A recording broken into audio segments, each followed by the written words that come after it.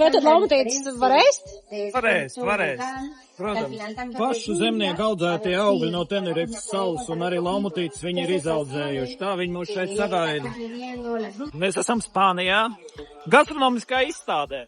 Gastronomija vieno visu pasauli. Te mēs redzam visu to, kā spāņu zemnieki spēja pasniegt savus produktus, kā kaut kādus diamantus, zelta vērti. Viņi spēja stundām stāstīt par katru savu brīnumu. Mēs redzam trīpeles, šķiņķīšus, tā te ir viss. Mēs ienācām Galīsijas stendā, pasties, cik skaisti.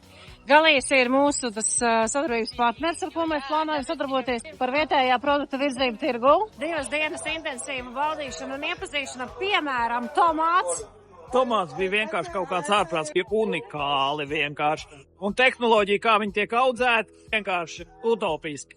Lai tomātam iegūtu garšu, viņi arī viņu speciāli tur stresā. Interesanti, kā reģionu sev prezentē. Pieaicināt cilvēku, kas spēj reprezentēt reģionu, parādīt, un visi kā viens pauž to, kad svarīgs ir šis lokālais produkts, uz vietas augušais. Ir vērts ieklausīties, mācīties, redzēt un saprast, kā tas ir jādara. Viņi tiešām māca. Saprast, noticēt sev, savām spējām. It's completely salty.